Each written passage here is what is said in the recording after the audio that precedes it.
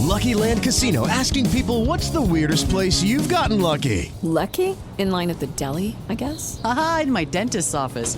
More than once, actually. Do I have to say? Yes, you do. In the car before my kids' PTA meeting. Really? Yes. Excuse me, what's the weirdest place you've gotten lucky? I never win and tell. Well, there you have it. You can get lucky anywhere, playing at LuckyLandSlots.com. Play for free right now. Are you feeling lucky? No purchase necessary. Void where prohibited by law. 18 plus. Terms and conditions apply. See website for details.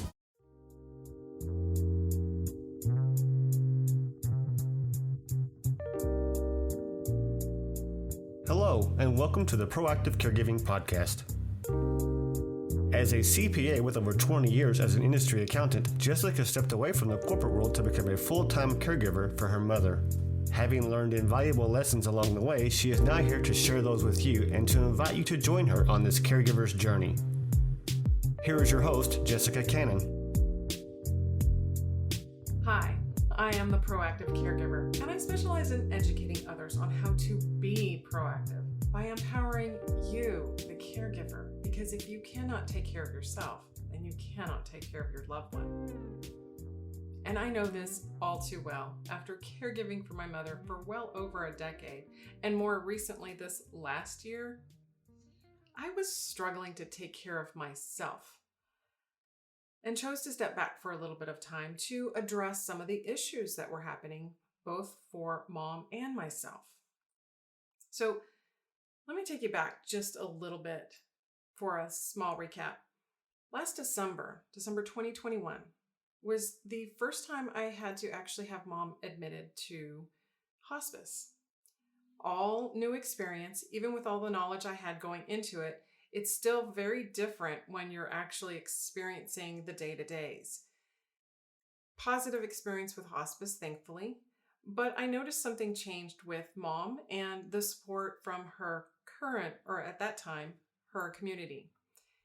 So the stress was slowly starting to build, but I kept denying it because I was in control.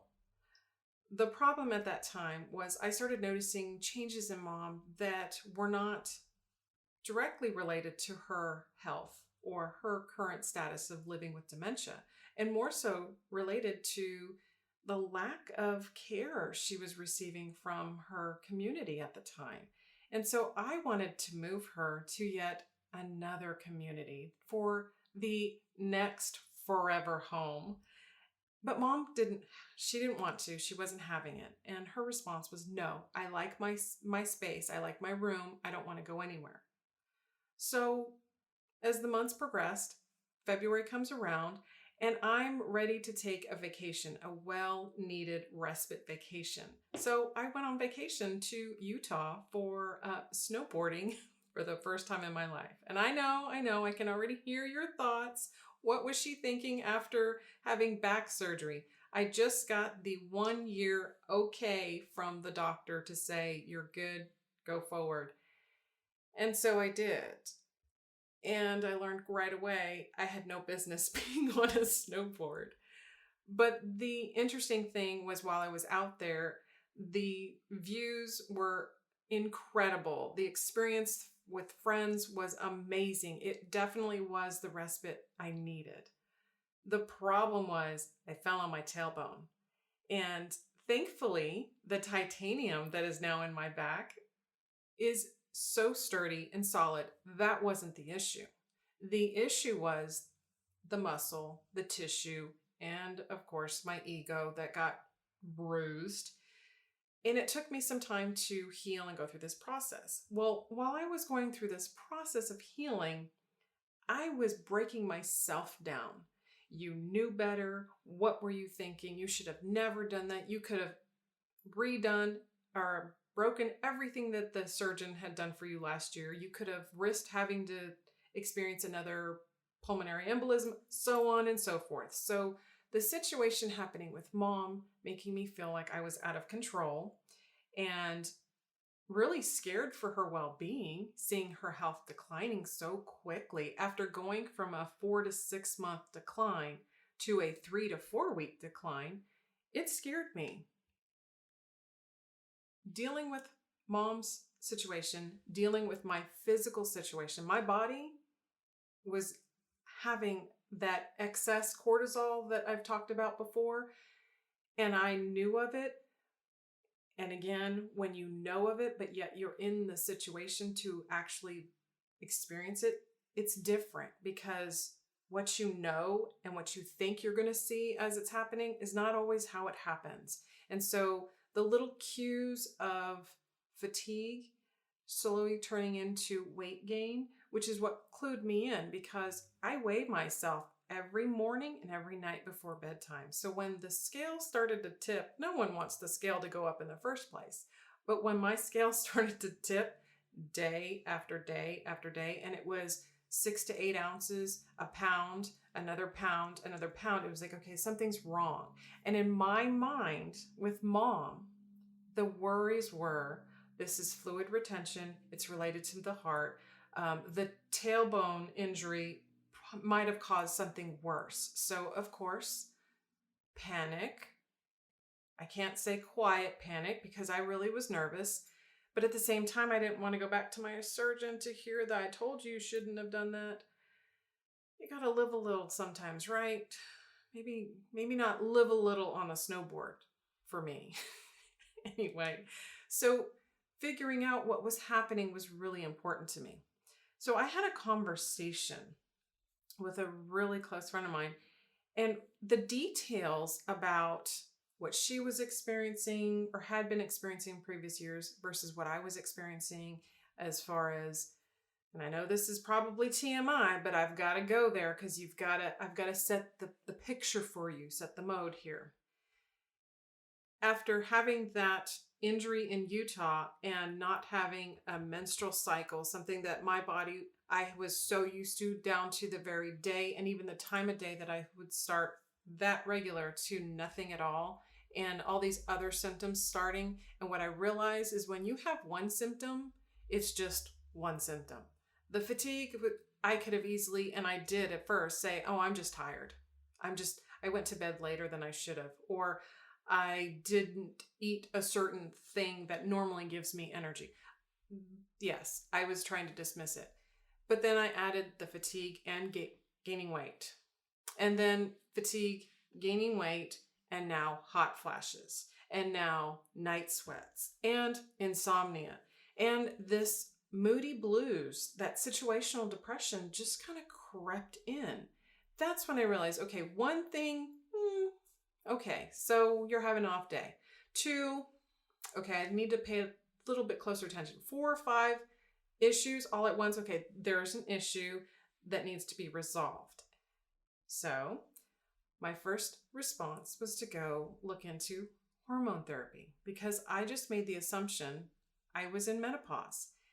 Even though I don't know the age that mom reached menopause, because she had a hysterectomy before she was going through menopause, I just assumed I was at the age that this was what was happening now. Come to find out, I should have never taken the route that I did, because going through the hormone therapy doctor, my blood work was drawn and the results came back, and the red flags were going off, but I was still trusting and going forward. When the doctor struck through the range on the notes that were taken to make my results seem a little bit more significant, I should have said, wait a minute, I don't want to do this, but I didn't. I moved forward, and the result was getting a testosterone pellet placed in my glutes. And wow, that was not the route I needed to go, because in addition to the other symptoms I was having, I was also having some joint aches, which again, I assumed was part of the tailbone injury that was making my hips and knees and ankles and even down to my big toe was those joint aches.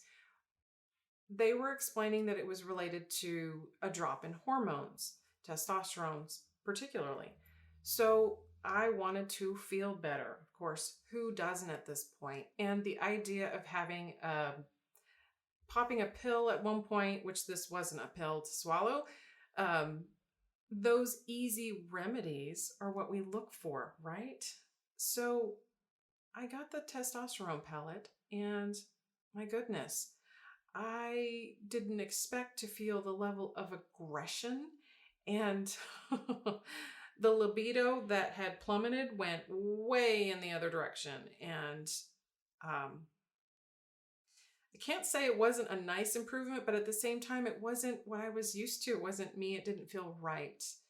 So pulling back and wondering, there's got to be a better way, because I didn't want to have to be on this expensive regimen of having testosterone pellets placed in various areas of my glutes every 8 weeks. And so stepping back from that was the first part of it. Trying to figure out how to resolve some of the issues I was having without going towards medication meant I wanted a holistic approach. And I am a firm believer that food is our medicine just as much as it can be our problems. So after going through this and slowly but surely accepting, I am definitely in this perimenopausal state. Not having my cycles anymore was somewhat of a blessing, but at the same time, it was kind of like, okay, I need to clue into this, because that means my body is changing to the point where hormone levels are changing. And these were the areas we did not focus on with mom over the years. I tried to seek advice from other women online to see what were they doing when they reached this point in time of their life, when they noticed these obvious, it's fatigue is one thing that you can dismiss or find a reason for it. But when the hot flashes and the night sweats and the insomnia, all that kind of stuff, those moody blues start coming in, it kind of makes it to a point where it could be this thing, it could be this thing, it could be a combination of things. Well, when mom was going through this, she just dismissed it at all. It's just aging and I've got to deal with it. Well, that's not how I look at things now. This is not just aging, and I don't have to just deal with it, thankfully. I had advice from other women that said, yay, nay, don't do the pellets, do the pellets. They've been wonderful. So if it works for you, that's great. But for the others who have an approach from them, I highly recommend to stay away from doing the pellets. My OBG actually confirmed that too, that there's not enough out there that says it's good for us anyways. And for me, with my PE history, the pulmonary embolism, I should have never had the pellets in the first place. And the doctor was aware of that. So that didn't help. But going forward, what the next result was for me was meeting with a nutritionist. Because I believe food is our medicine, I wanted to be able to actually understand, could these reactions or these symptoms that I'm experiencing be the result of food that I'm eating? Because after all, gaining weight was pretty much my first indication that something wasn't right before the fatigue and all the other symptoms started happening. Gaining weight was something that, after weighing myself morning and night and knowing what I was eating and how much my body fluctuated throughout the day, was a very key thing. So it had to be related to food in my mind. The nutritionist pretty much confirmed it for me.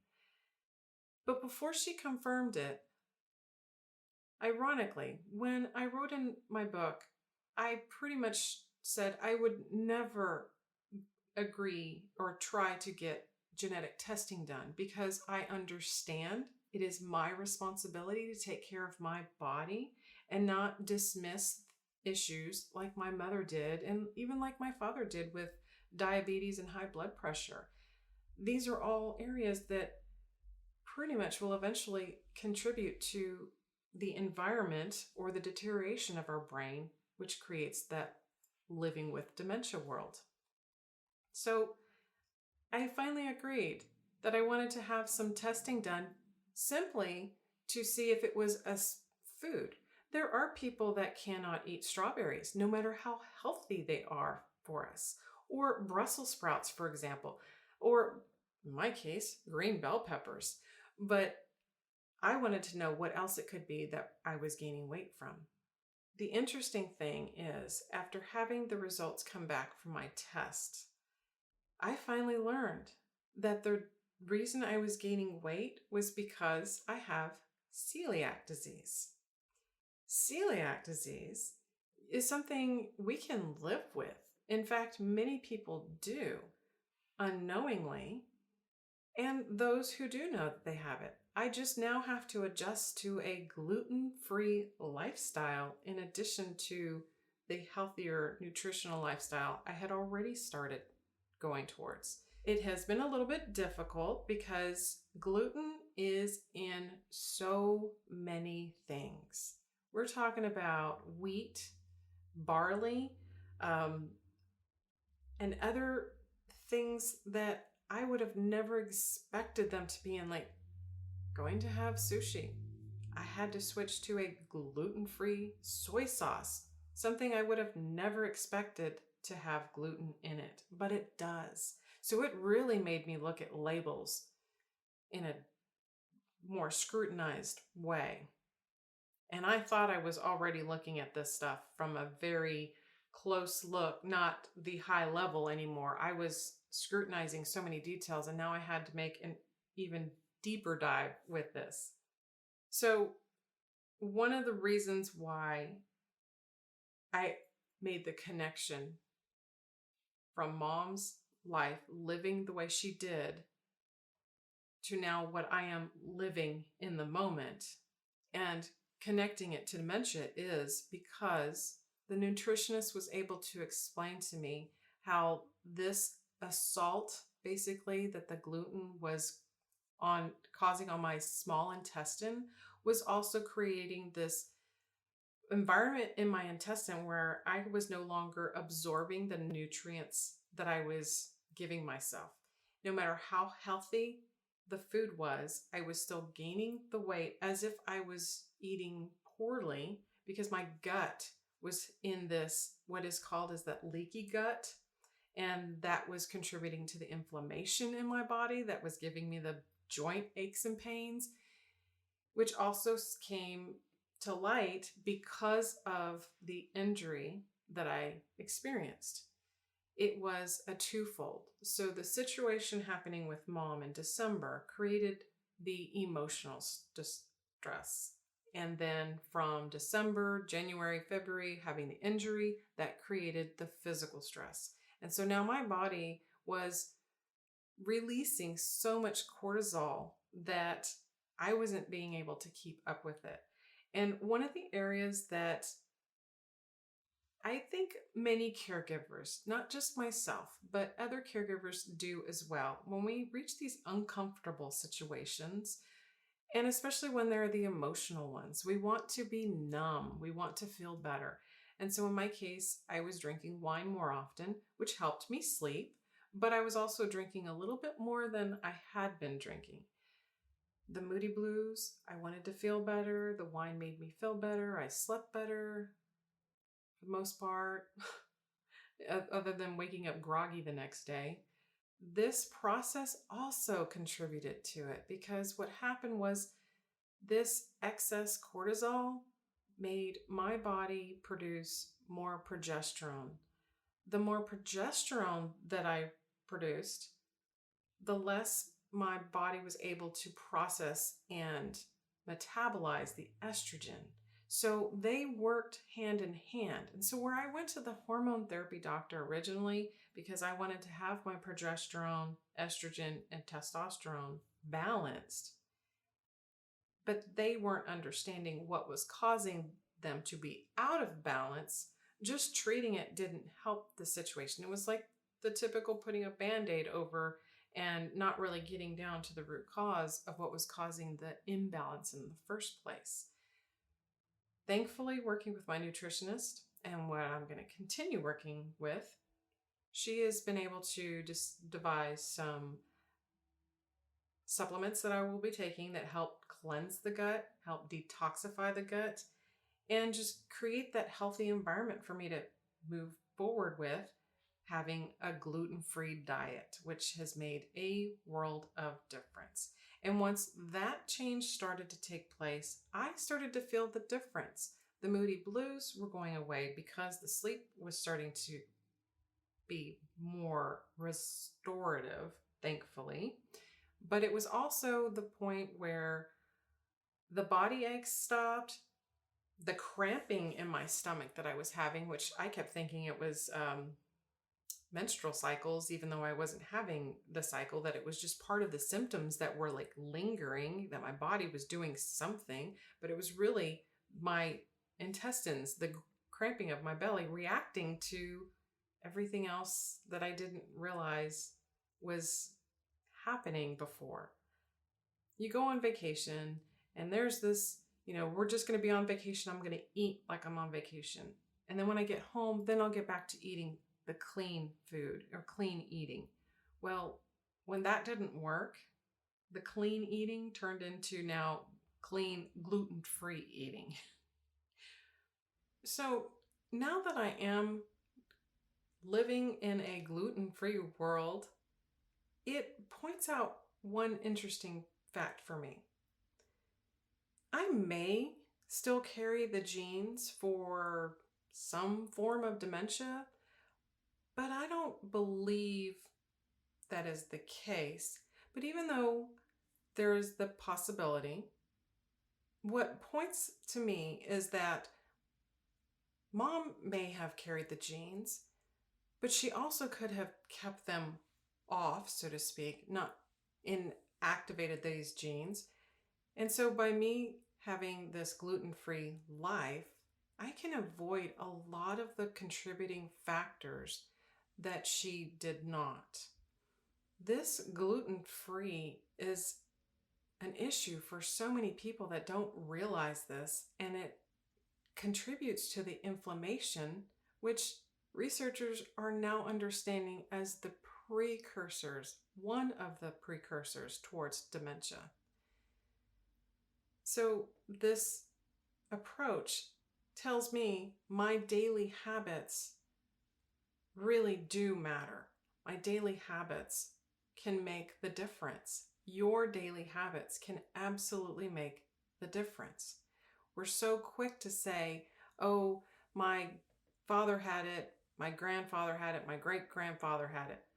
But did we stop to think of maybe that they learned to have daily habits that kind of came down the generational tree there, and that we've only learned bad habits, and that now we can relearn some good habits, because now I'm having to relearn even better habits than what I was already trying to incorporate into my life. This is why I feel there's another reason why caregivers are so tired and have this fatigue all the time. Yes, we have emotional stresses that make us tired and brings us down, but when we don't fuel up properly, then we're physically tired because we're pushing our bodies beyond what we can based off of the fuel we originally gave it.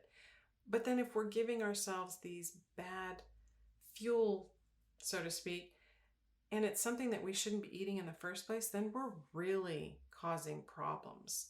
So I basically had this, and if it wasn't until this stressful moment from falling in Utah and right before feeling like I was not in control of Mom's care and being able to protect her from others, this situational depression that caused my body to react in such a way that it finally revealed the celiac, I would have never known.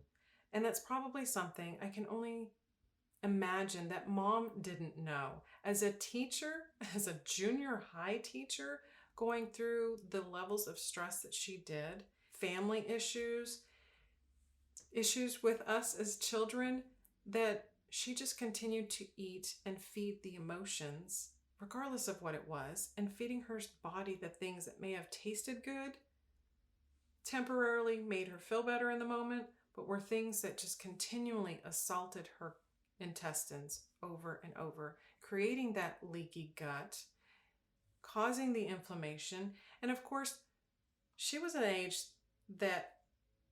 earlier age to have a hysterectomy. But that's another side of this, is that when women have to go through that process of having a hysterectomy, they're not always educated on what they need to do after that surgery, what they can do to maintain natural hormonal levels. So, one of the things I want to kind of share here real quick, to keep in mind, because if you're experiencing these symptoms as I was, stop and think about what's happening in your life. What is going on that's creating the stress that's making you want to avoid the world altogether? Crawl up in that fetal position and stay in bed and just avoid everyone. Because, yes, I felt like I was the bear needing the bear cave, and I wanted to avoid everyone for a very long time. Obviously, as a caregiver, that's not the case. So, find a way to have your annual appointment done and make sure your hormones are checked. Or my next guess or best guess here is see if there's a nutritionist in your area that you can actually get connected with and start finding out what your levels are, what they could be or what they shouldn't be. Checking your estrogen.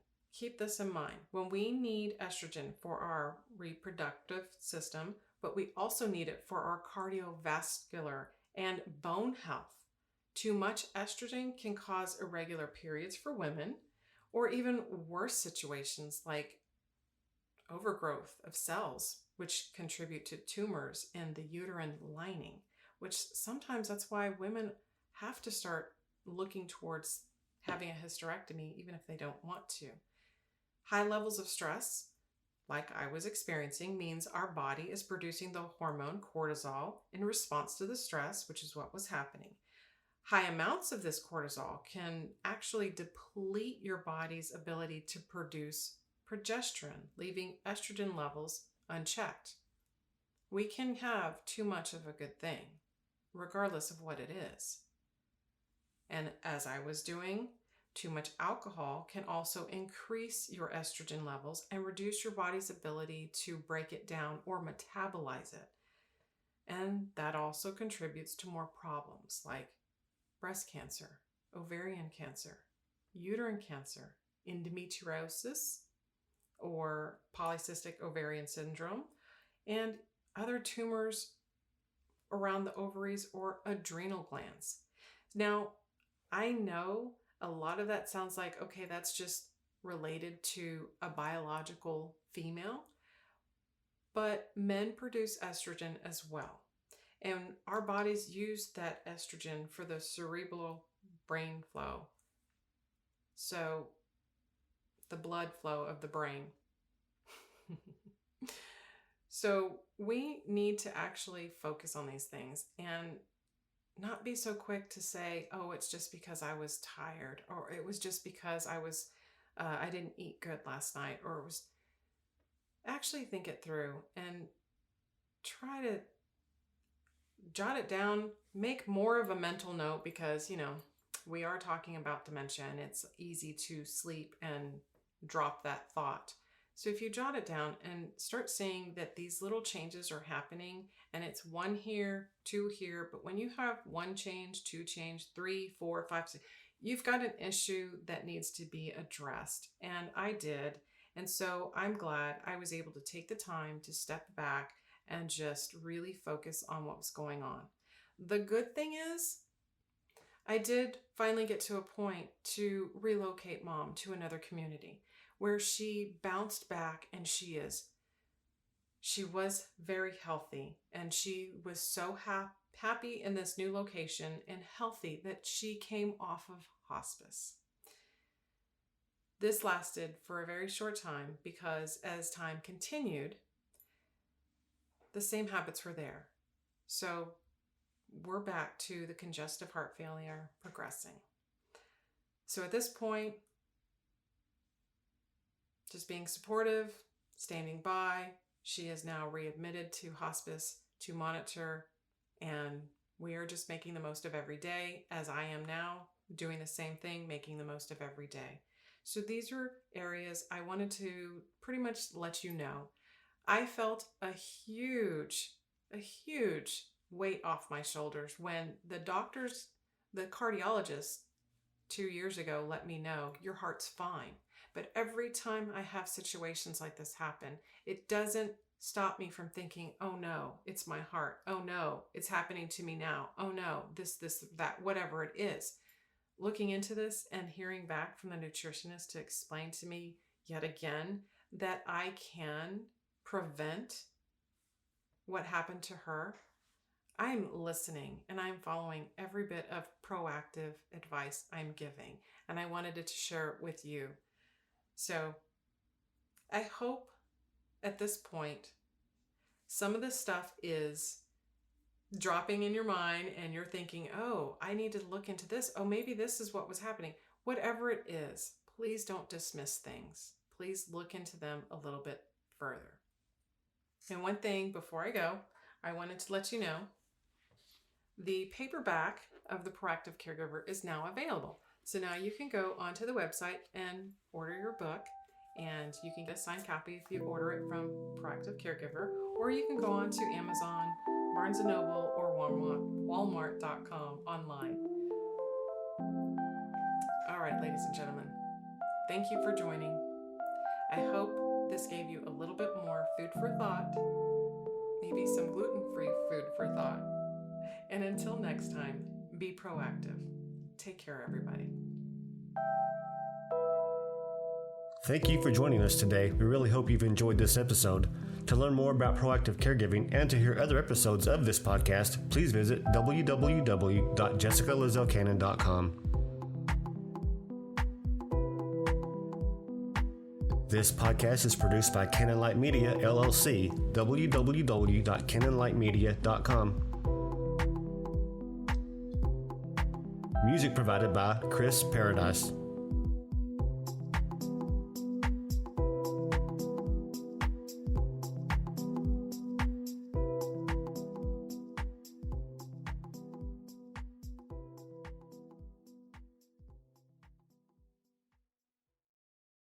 Mary redeemed a $50,000 cash prize playing Chumba Casino this year. I was only playing for fun, so winning this was a dream come true. Chumba Casino is America's #1 social casino experience. It's serious fun. With over 80 casino-style games to choose from, you too could win life-changing amounts of cash. Be like Mary. Log on to ChumbaCasino.com and give them a whirl. That's ChumbaCasino.com. No purchase necessary. Void or prohibited by law. 18+. Terms and conditions apply. See website for details. The voice in the preceding commercial was not the actual voice of a winner.